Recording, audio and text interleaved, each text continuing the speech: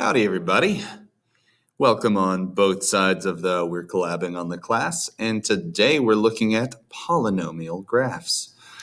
We are going to go ahead and look through this right here and work some examples. So we're trying to find the value here, f of 6. What that means is we look at this graph where x equals 6 and find the y value. So if we look closely, as we get to 0, 1, 2, 3, 4, 5, 6, we trace from there to where the actual graph crosses that point in the x-axis.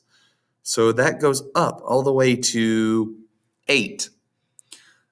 So the coordinate that shows up on this function is 6, 8. So the y value is what we're looking for, which is 8. Which is exactly what this says here. They draw the lines up and use that instead of words. So let's take a look at some other problems along these lines. Input versus output on a graph, for example. Let's look at this. The graph of f of x is shown below. Find f of 2. So here, let's go to 2, see where we meet the, look at this. We're on the x-axis. That means that the function evaluates to 0 because it crosses the x-axis if and only if y equals 0. So let's go ahead and look for some new problems because I think, here we are. There are values, there are questions where it asks you for the input given a particular output.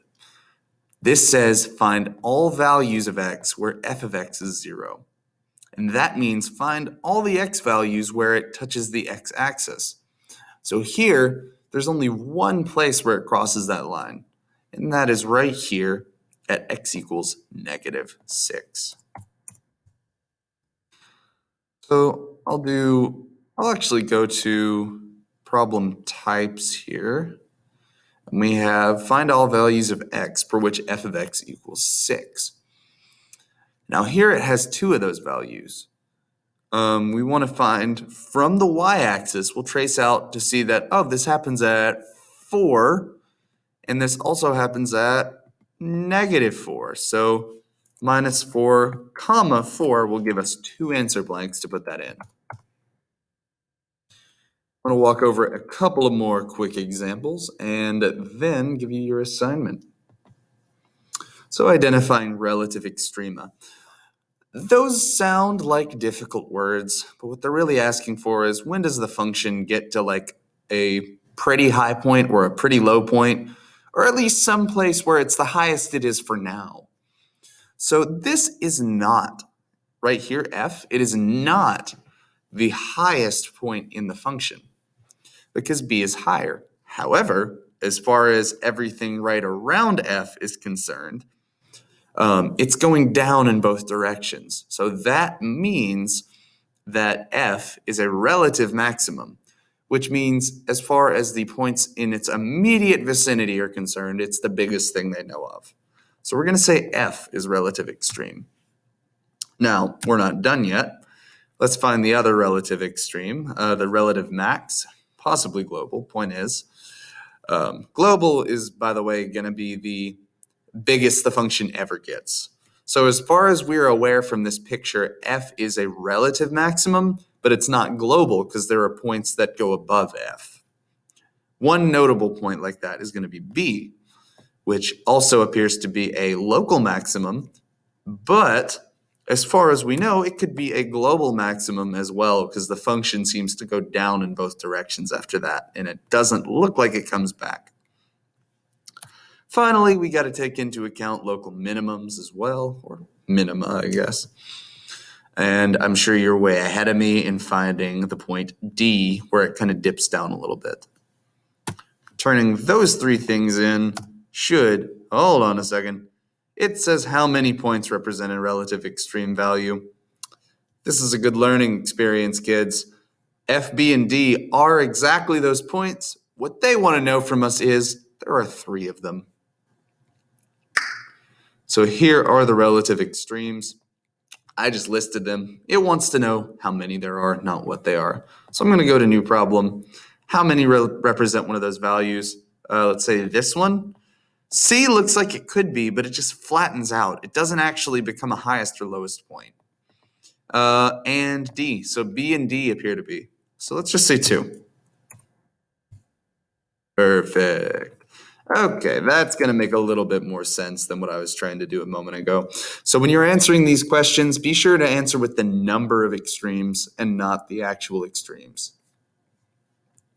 So let's go ahead and check out increasing versus positive graphically. And that'll be the last thing we do examples for.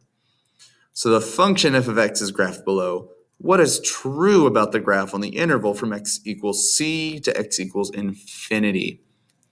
Now, there are 4 options here, and there are 2 characteristics we're looking for. Positive versus negative means is it above the x-axis versus is it below the x-axis?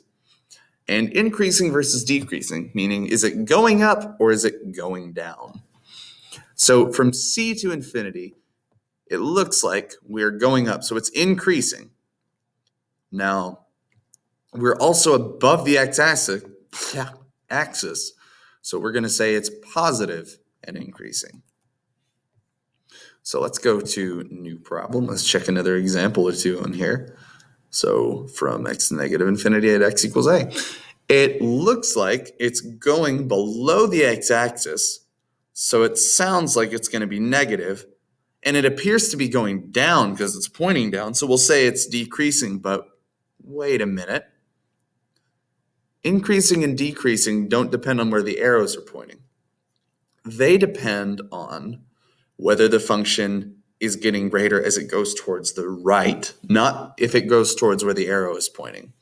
Because in fact, if we read this left to right, then the function is actually going up from negative infinity to a, because if you follow the cursor on the screen, assuming you can see that, as I move to the right, I have to go up in order to trace the function. So even though it looks like it's decreasing, it should actually be negative and increasing, because it just looks like it's decreasing because we have an arrow pointing down. So it's negative and increasing. I'll do 1 or 2 more of these examples and then commission your assignment. So it's graph below from point D to point E.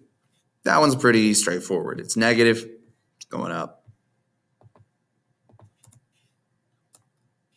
And finally, let's just check out this from D to E. Actually, we're skipping this problem. We just did this from A to B. There we go. So even though it ends up going up in the end, at this point, it's currently going down, because as we go from A to B, we are going down. Even though we're negative, which I suppose just means we are negative and decreasing. So you sit tight and I'll get your assignment. All right. So apparently this is the assignment. Just do the delta thing. This is not a paper day. We're collaborating on the resources, so I was making the video thinking it was a paper day. It's a delta day. Do the crap. Have a good one, kids.